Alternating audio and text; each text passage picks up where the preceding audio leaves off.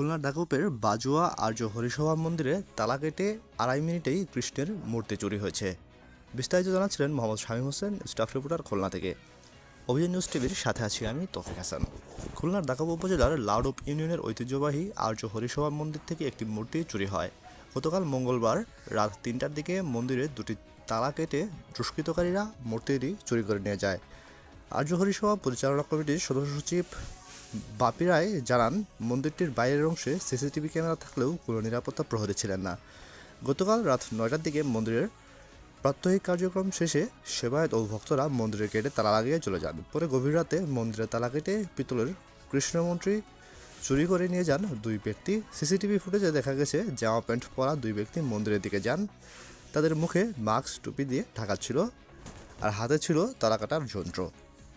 Minute তুমি ব্যাকে যাও, বিশে যাও, বিশে যে আর একটু জুম করো।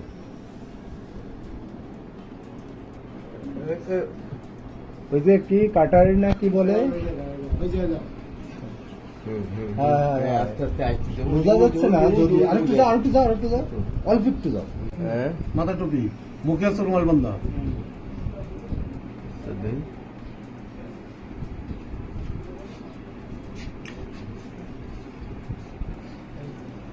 আবার সরাই, আবার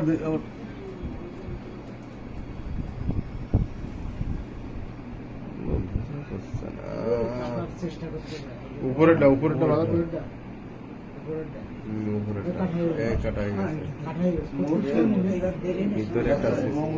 একজন আছে মানকি টুপির যে মুখোশ।